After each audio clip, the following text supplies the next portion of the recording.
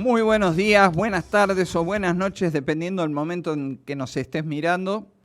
Hoy vamos a hablar sobre leyes. Leyes, cargado de Sí, leyes hoy. cargando a las leyes en tecnología, el impacto que tiene la tecnología en el ámbito legal.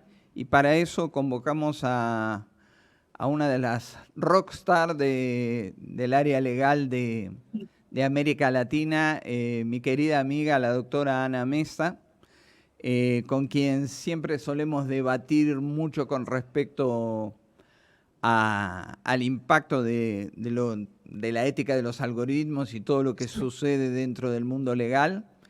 Y bueno, mi nombre es Marcelo Lozano, esto es IT Connect Secure Stream y estoy con Roberto Martínez, mi co-conductor. Bueno, muy buenas tardes a todos. Hola Ana, qué gusto tenerte. La verdad que es un placer Hola, Roberto. tener realmente, como dice Marcelo, un rockstar del derecho latinoamericano. Qué bueno. Bienvenida. Gracias. Gracias a Bueno, ustedes. Anita, uno de los temas que creo que está siendo cada vez más candente es el impacto de la inteligencia artificial en el mundo legal. Realmente está cambiando el paradigma de cómo se analiza la justicia y cómo los casos empiezan a parametrizarse y empiezan a automatizarse. ¿Cuál es tu visión de esta nueva ola? Bueno, primero que todo, muchísimas gracias por esta invitación. Y bueno, para respuesta a ello, tengo que dar como previo, que es que yo uso mecanismos de inteligencia artificial en mi quehacer diario y de realmente lo incluí dentro de mi hacer, precisamente para tener la experiencia no contada o interpretada como solemos hacer nuestros ejercicios profesionales y de vida, sino desde la propia experiencia.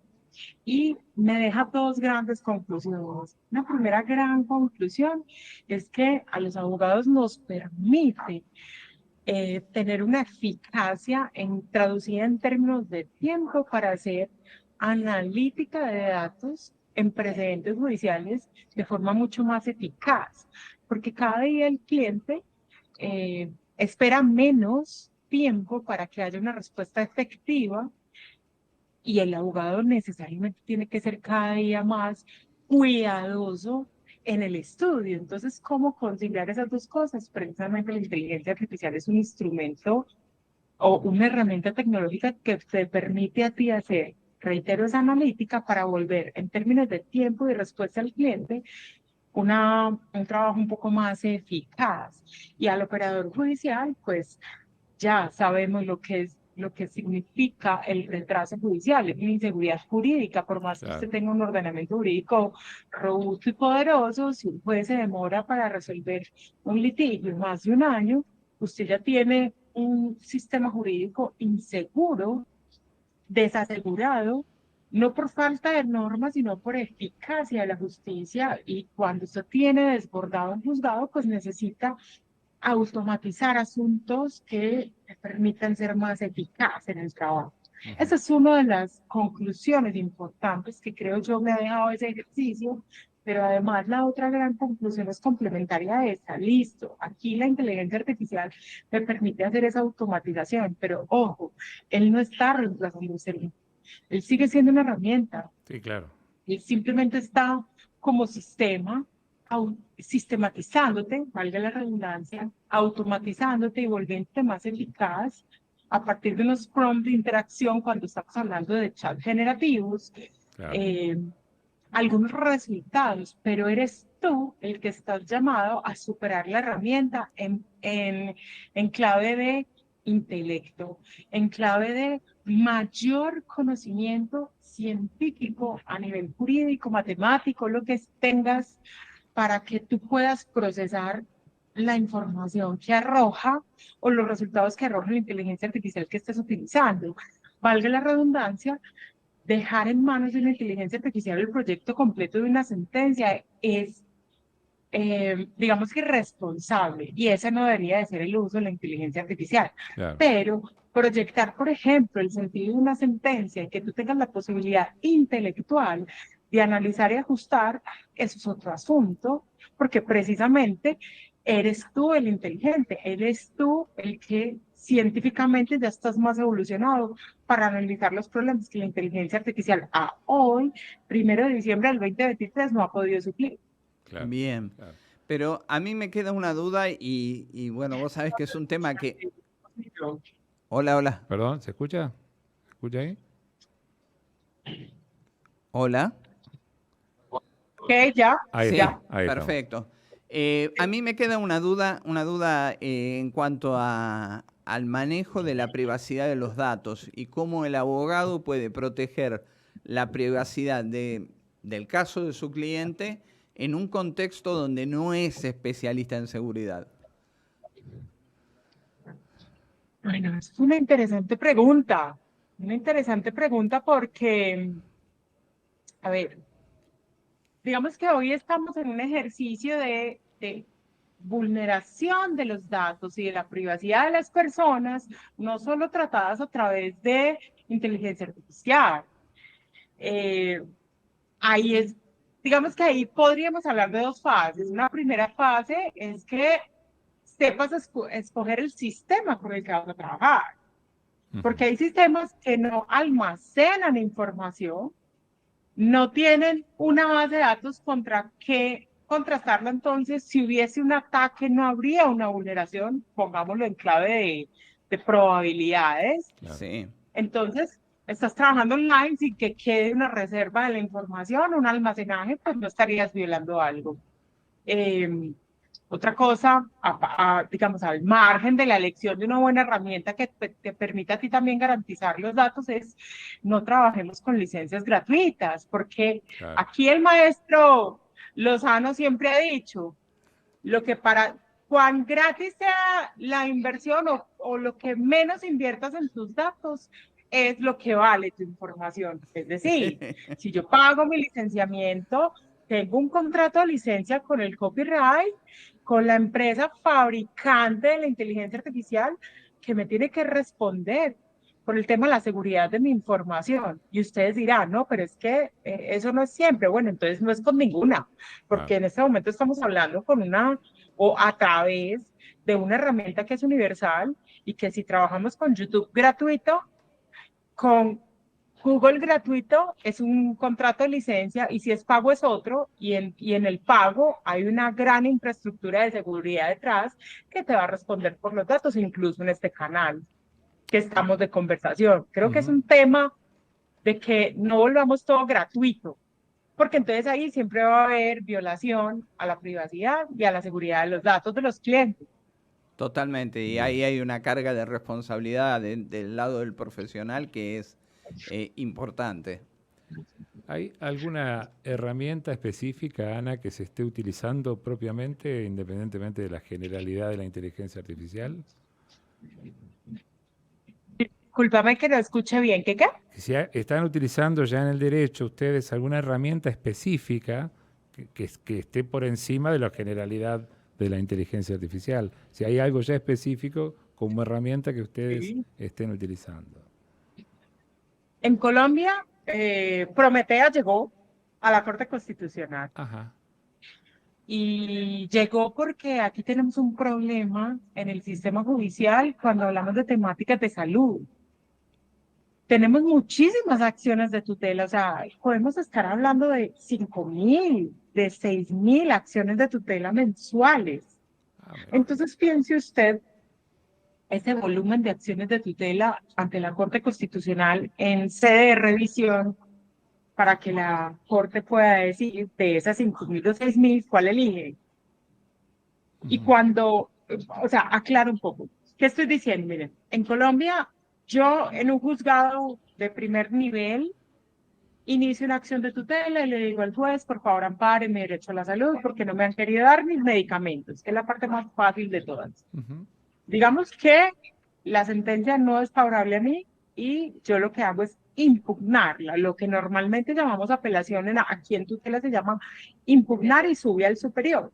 Ese superior confirma la tutela o la revoca. Entonces, cualquiera de las dos partes puede solicitar una revisión ante la Corte. Cuando llega a la Corte, estamos hablando de un indicador gigante porque es todo el país el que manda en sede de revisión a la Corte de las Claro, tutelas. me imagino. La Corte Constitucional, ¿qué tiene que hacer? De todas esas tutelas, elegir de las que ya no, de las que no tenga línea jurisprudencial, es decir, de las que sean casos nuevos por revisar y que no vayan a prevaricar los jueces que están por debajo de la Corte.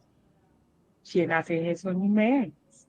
Cuando estamos hablando de que cada expediente puede tener alrededor de 150 hojas o Claro. oficios para leer y multipliqué eso por 5.000 o 6.000. Por Dios, eso no lo hace un humano No, como lo puede hacer la inteligencia artificial. Entonces aquí, ya hace algún tiempo, creo que fue data del 2012, si mi memoria no me está fallando, 2014, que empezó pues como la Corte Constitucional a decir, venga, tenemos que hacer algo con esto. Y en el 2019 a 2020 implementaron Prometea. Prometea. Prometea que de ustedes, además, Ajá. ¿cierto? Bien, sí. Ujú. ¿Es de acá? Sí, sí, sí, sí, sí, sí. Claro, ok. Claro, de la Universidad de la UBA, y eso generó ya el propio sistema de la Corte Constitucional para revisión. O sea, ya adoptamos uno propio a partir de esa primera escalón que fue Prometea, ¿cierto?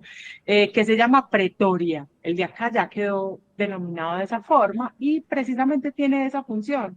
Revisión de tutelas para poder que el algoritmo permita decir, vea, corte, de todas estas 5.000, ocúpese de estas 5 o 10 que merece que usted la revise y se pronuncie y marque una línea jurisprudencial en el país. Yo creo que ese es el ejemplo más importante, porque hoy tenemos mucha aplicación de inteligencia artificial, pero Claro. ese en particular es muy interesante, y el que utiliza la Fiscalía, que es un sistema de IBM, que es un sistema de investigación, una inteligencia que permite hacer una caracterización de delincuentes, Claro, un grandes correlacionador, Claro. Sí, organizaciones. un sí. Ajá, correlacionador. de, eso para poder ubicar grandes empresas criminales, pues que aquí tenemos y abundan, ¿cierto? Ujú. Bueno, no solamente ustedes. Podemos competir, Sí, ¿eh? los Podemos de, competir. Anita, perdón, yo le digo Anita por afecto, discúlpeme. Naturalmente. Estuviste hablando de algoritmos y estamos trabajando con algoritmos para generar inteligencia artificial. Y normalmente, y esto te lo digo por experiencia, el programador siempre sale a producción, no tiene en cuenta ni la seguridad ni la ética. listo. Entonces, Y claro. entonces, No sé si quieres. Esa pregunta está como, mejor dicho, ni para un doctorado, un postdoctorado. Pero bueno, miren, yo quizás voy a dar una opinión que es muy contraria a lo que normalmente, digamos que hoy la dogmática en ese sentido lo ha ido mapeando. Yo pienso que cuando hablamos de la ética del algoritmo, ya de ahí, desde el título, hay una pequeña imprecisión, porque es que la ética es un elemento axiológico del ser humano. Quien tiene que tener ética es el profesional. Claro. Y si el profesional es una empresa, digamos que fuera OpenAI, entonces ni siquiera OpenAI tiene ética. Ahí tiene un tema de responsabilidad frente a la estructura de calidad de software. Entonces, creo que quien tiene ética son sus desarrolladores y quienes le revisan la calidad de su programa. Y que desde ahí, obvio, si hiciésemos una implementación de un buen software, cuando digo un buen desarrollo de software, es un programa donde sí o sí tenga que tener un testeo final, no solo de calidad de algoritmo, en clave de que no haya plagio, de que realmente sea funcional, que el margen de errores sea mínimo, pero además que la funcionalidad sea para lo que debe ser y minimizar de ahí los sesgos éticos en el funcionamiento. Creo que quitaríamos mucho problema, porque lamentablemente hoy el debate se está dando, primero estamos personalizando las herramientas como si fueran seres humanos, lo cual es un equívoco mundial, Y ahí ya incluso la misma inteligencia artificial se atreve a decirle a usted, venga, pero es que yo no soy un humano, yo solo soy un lenguaje de validación, de sincronización, de analítica de datos, yo no soy un humano, entonces ni siquiera tengo ética, ¿cierto? Y desde el punto de vista legal sí es importante porque es que eh, ya los estándares de creación de software llevan años luz de implementarse, pero es precisamente la industria la que no lo implementa por los costos operativos. Entonces, claro, cualquier desarrollador estructura unos comandos en el lenguaje o más bien en el código fuente del programa y sale el sistema y se le da todo el mercado posible. Entonces ahí empieza el debate de los sesgos éticos, raciales, de género, de que no hay equidad, de que no hay transparencia. Entonces ahí hay un asunto por volver a retomar desde la base y es la inteligencia artificial está basada en qué? En software. O sea, eso no es otra cosa sino un programa. Y como programa tiene que tener o tendría que exigírsele a toda persona desarrolladora de un programa que creen este tipo de infraestructuras a partir de un raciocinio desde la responsabilidad en esas creaciones. ¿Responsabilidad en qué sentido? Reitero y concluyo, que haya buena calidad de software, que no se estén generando sesgos, que quien programe no programa a partir de lo que es, sino despersonalizado, deshumanizado, y que sea un código que permita la funcionalidad para la que dice ser. Porque es que si no hacemos eso, entonces, ¿quién usa ese tipo de algoritmos llamados ahora o funcionalmente de inteligencia artificial va a tener sentencias sesgadas, contratos sesgados, comunicados sesgados, todo va a estar sesgado? De hecho, ese es el gran peligro, ¿no? De hecho, te voy a ser sincero, una de las grandes preocupaciones que yo tengo desde el punto de vista legal es la capacidad del derecho al olvido. Nos hemos entusiasmado con generar muchísimo contenido, pero no siempre ese contenido terminó siendo bueno y aparecieron críticas, aparecieron cosas que a uno no le gustan y creo que debería existir un derecho al olvido que fuese, dicho de alguna manera, que fuese realmente justo. O sea, no hablo de derecho al olvido con personas que sean corruptores de menores, no hablo de derecho al olvido de gente que haya roto la institucionalidad democrática, sino hablo de derecho al olvido de las personas normales que no destacamos más allá de nuestra actividad profesional. ¿Cómo ves vos cuando sabemos que el algoritmo de búsqueda de Google, por ejemplo, y pongo Google como ejemplo, puede ser Bing, puede ser cualquier buscador, Sí, está sesgado precisamente por el mismo público, porque el mismo público tiene un sesgo que tiene que ver con las cosas que busca. Entonces, si el público es procas, va a hacer un sesgo procas. Si el público tiene algún sesgo particular, va en ciertos países a afectar más al buen nombre de la persona. Entonces, ¿cómo ves desde el punto de vista legal cómo se puede operar esto? ¿Cómo se puede minimizar el impacto? Porque acá en Argentina tenemos un caso que fue testigo, que es Natalia De Negri contra Google, en donde ganó en las dos primeras instancias y la Corte Suprema apeló a lo que es el derecho a la información. Natalia De Negri cuando tenía 20 años, 21 años, o 20 creo que tenía, era una jovencita que se divertía y que, bueno, tuvo la desgracia de vivir en el mismo piso que un jugador de fútbol acusado de tráfico de drogas.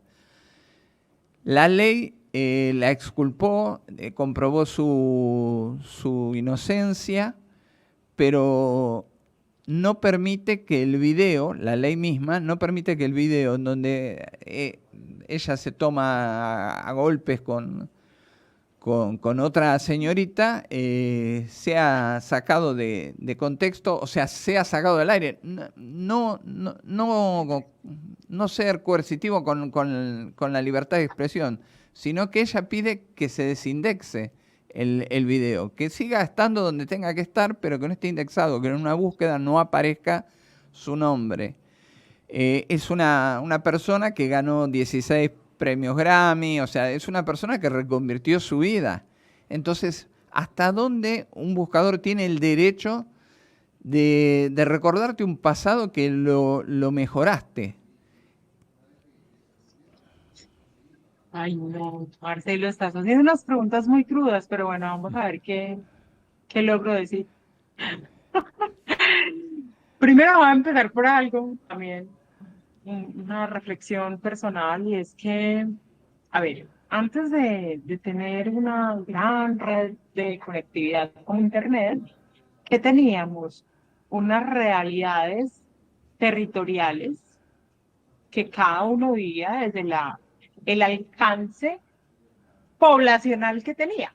Exacto. Entonces, y lo que estoy queriendo decir es, si yo vivía en un pueblo y no tenía cómo salir del pueblo, esa iba a ser mi realidad, ¿verdad? Por más que el mundo caminara. Y nunca me iba a enterar.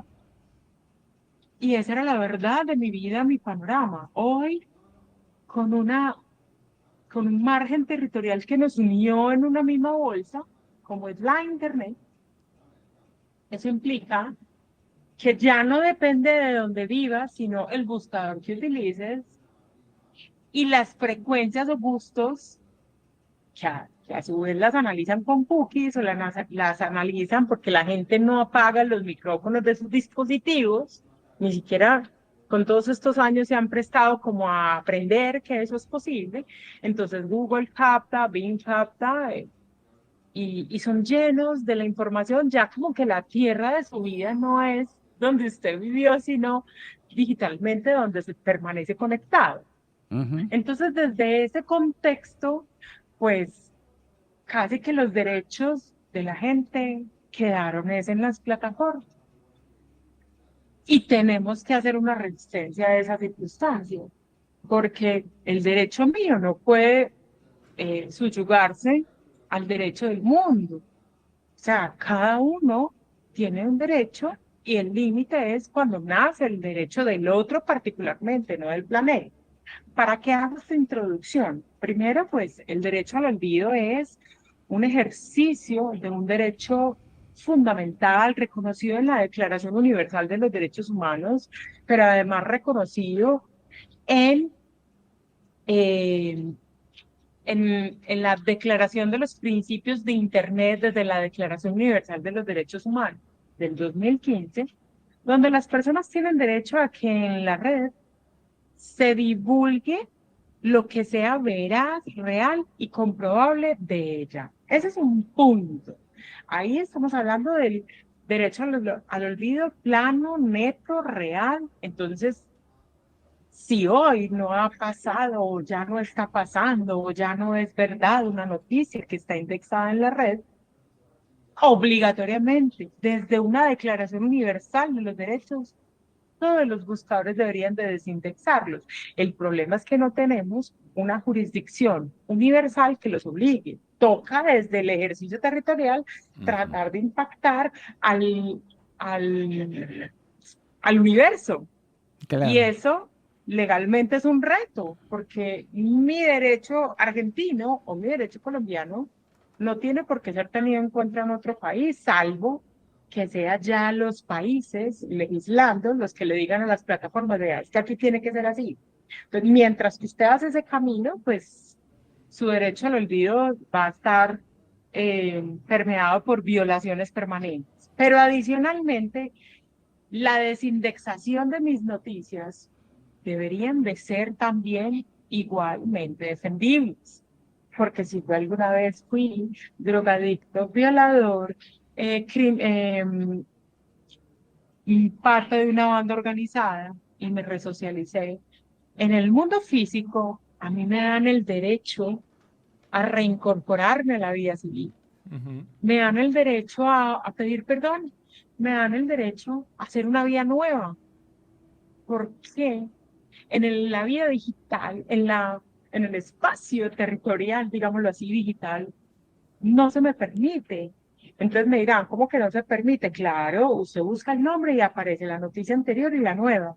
No es que la noticia anterior no debería estar, Exacto, porque Claro. la que ya se sabe es la nueva. Lo exacto. demás debería estar archivado. Es- O sea que lo que O decís, perdón, sigue siendo territorial. No hay algo que de algún modo universal te pueda dejar desindexado o afuera de una búsqueda futura.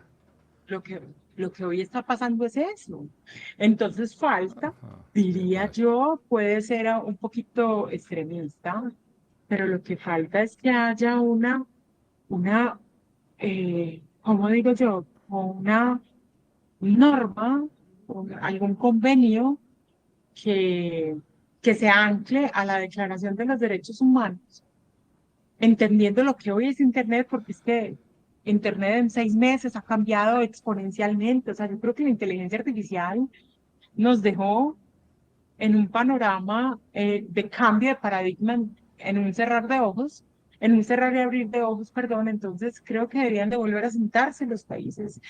Y una de las cosas es, venga, ¿cómo vamos a garantizar el derecho al olvido, no solo desde las noticias falsas y no veraces, sino además desde el volumen de información que ya debería de estar desindexado porque la persona ha tomado otro protagonismo en su vida? Incluso que si alguien está buscando una información del pasado tuyo, pueda tener una preaprobación tuya a un correo electrónico que tú tengas parte de tu identidad digital para que tú digas, listo, vuelve y divulgue esa información mía, Claro, exacto. ¿cierto? claro. Porque es que en el mundo físico pasa, Sí, en claro, el mundo obvio. físico pasa. Mire, si cierran un expediente, por ejemplo, en fiscalía, en procuraduría, ¿quién puede volver a abrir eso? Usted si es el titular o una entidad del Estado, pero digitalmente todo el mundo puede verla.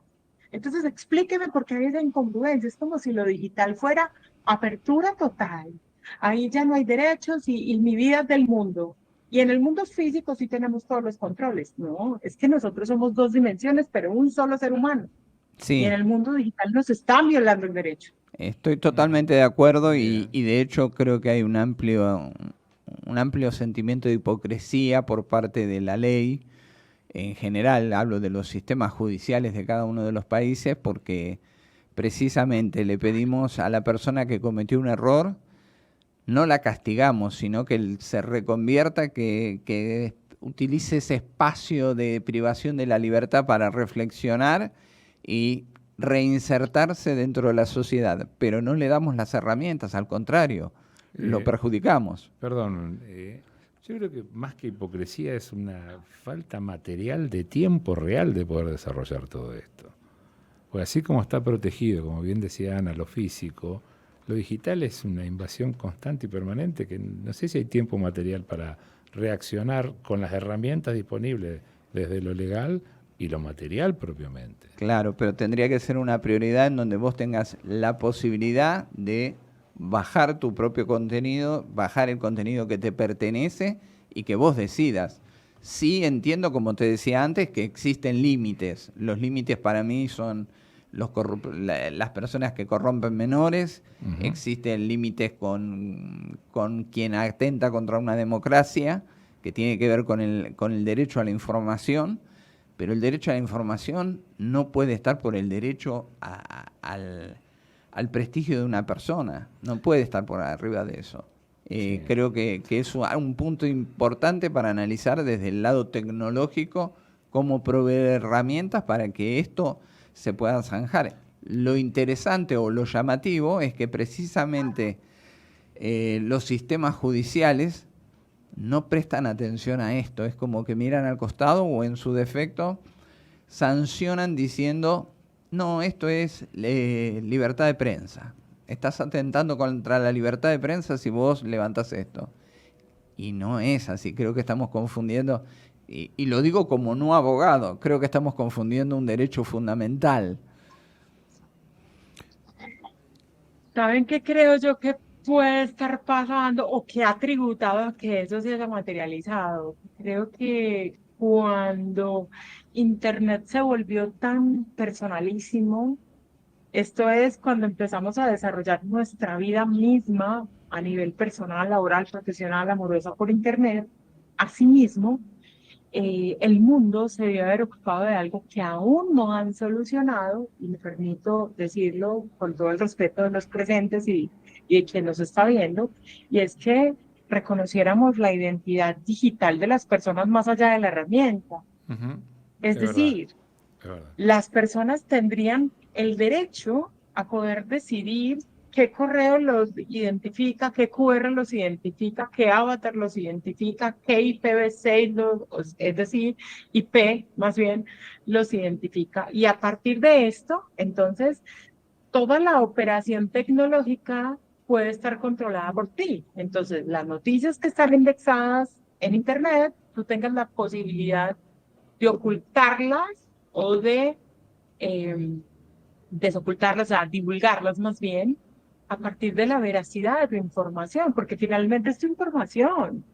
¿Sabes que el hecho de que yo esté detenido en los medios de comunicación físicos tradicionales, entonces te ponen la cara difuminada, el nombre te lo dicen parcial, dicen posible delincuente, aunque hayas acabado de violar ahí en la calle a la persona, pero en Internet es una desnudez completa. Claro. Entonces, ¿por qué? Claro, porque Internet se volvió como la cloaca de la información manejada por cualquiera. Debería de reconvertirse. Es entendible que haya nacido así Internet funcionalmente, pero hoy tendríamos la posibilidad de otorgarle el derecho a las personas a que manejen su información, que la divulguen como quieran, que se expongan a partir de su propio querer, no de la imposición tecnológica. No sé si me hago entender. Sí, Sí, claro. totalmente, totalmente, Clarísimo, Ana. totalmente. Ana, estoy viendo tus auspicios atrás y veo a Eddie. ¿Por qué no nos contás un poquito y le contás a Roberto, que no conoce a Eddie, qué es y cómo se están desarrollando en América Latina y congregándose? Bueno, mira, la red EDI nace hace, yo creo que ya perdí la cuenta, por ahí en los 25 años, 23 años, en cabeza de Guillermo Zamora y eh, Nuestro común amigo. no me acuerdo cómo era que se llama su amigo. Y ellos tenían una idea de unir profesionales para hablar en torno al derecho informático Ajá. y las tecnologías que se asocian al derecho informático a nivel Iberoamérica. Y empezaron con algo que se llamaba el derecho informático, sus primeros inicios. Eso nos llevó a tener iniciativas académicas y se traducían en cursos, en un posgrado, en los términos de denominados posgrados en Argentina, que aquí los tenemos de otra forma, y nos permitió a muchos de nosotros conocerlos. Cuando los conocimos, pues algunos de nosotros, como yo, toda apasionada, empecé a hacer un curso internacional que lo llamé T+T. Ajá. Entonces en el 2014 fue la primera versión, 2015 la segunda, 2016 la tercera, y así me fui yendo hasta que tenemos la versión sexta, pues suspendida por cuenta del COVID y del post-COVID, pero la vamos a hacer creo que el año entrante, donde tuve la dicha pues de conocer a Marcelo. ¿Qué es hoy el derecho informático? Ya se Ajá. reconoce como en su sigla reducida EDI, y seguimos siendo personas de Iberoamérica, todos profesionales, una red completa donde tenemos un grupo por allá en Telegram, otro en WhatsApp, entonces hacemos eventos académicos, congresos, si de pronto hay que hacer algún estudio para algún organismo internacional, entonces nos cooperamos, a veces hacemos asuntos más de corte profesional entre algunos de la red, y en Colombia se constituyó una corporación con personería jurídica que es la que Ajá. va a empezar a a otorgar personalidades jurídicas a las sucursales en los diferentes países que integran la red para que nos podamos volver un organismo ya con personalidad jurídica que se está, digamos, ratificando en Argentina también como sede principal. Qué bueno. Creo Qué bueno. que una de las cosas más importantes es que ahí todos somos todos. Allá nadie es el protagonista de novela, lo llamo yo, sino que todos nos cooperamos, nos apoyamos, hacemos discusiones y creo que ha sido enriquecedor conocer a todas estas personas que, reitero, es Iberoamérica completo, desde España hasta la punta de Argentina, estamos todos representados. Sí, Bien. la verdad que es una organización excelente y acá quiero destacarte, Roberto, la generosidad de Ana, que siempre me ha invitado a dar clases en sus clases de posgrado allá en Medellín. Qué bueno. Y me sentí muy orgulloso y muy agradecido de tremenda generosidad y habla un poco de su persona también, ¿no? De la humildad de poder llevar a otras personas a alimentar el conocimiento de sus propios alumnos. Bueno, vamos a tener seguramente el placer cuando vengas a Argentina a formar la... Estuvo hace poquito. Uy, no, me perdí ese capítulo. Bueno, la próxima No, entonces... nos perdimos todos nos perdimos. Para estar acá en el piso con nosotros y hacer un programa acá directamente. Será genial. Te voy a decir algo, la guayaba no se perdió. Ay, sí, algún día tienes que contar la historia de la guayaba. Sí. No, yo les digo que vean. Pues realmente yo ni siquiera tengo mis títulos colgados en la pared. Yo pienso que cada día sé menos y quiero aprender más. Y agradezco muchísimo la vida haberme presentado a Marcelo. Él sabe Ana, que lo quiero mucho porque además me enseña y eso es lo que uno más puede capitalizar. Bueno, Y a los qué bueno. estudiantes, vuelvo y concluyo con esto, a mis estudiantes de cualquier nivel, sea pregrado o posgrado, en Colombia posgrado es especialización, maestría y doctorado, les pongo a aprender de tecnología y si no les gusta, entonces no puedo ser su profesor.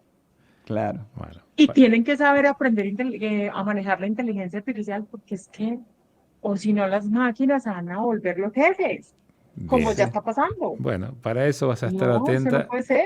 en nuestra próxima plataforma e-learning, que ya está Marcelo desarrollando, por Sí, supuesto. sí. Vas a estar presente en los futuros cursos que vamos a tener. Así Pero que claro. contaremos contigo. Bueno, Anita, Claro que sí. como siempre, en todos los programas nos quedamos con las ganas de seguir hablando con nuestros invitados. En este caso, no solo me quedé con las ganas, sino que me siento tremendamente orgulloso de tu amistad y quiero agradecerte tu presencia en el stream. Creo que fuiste muy clara y dejaste planteados algunos temas que a nivel latinoamericano o iberoamericano tenemos que empezar a tratar. Creo que hay alguna legislación que empezó a aparecer por California, creo, con derecho al olvido, que es muy interesante. Pero bueno, lo vamos a dejar para otra ocasión.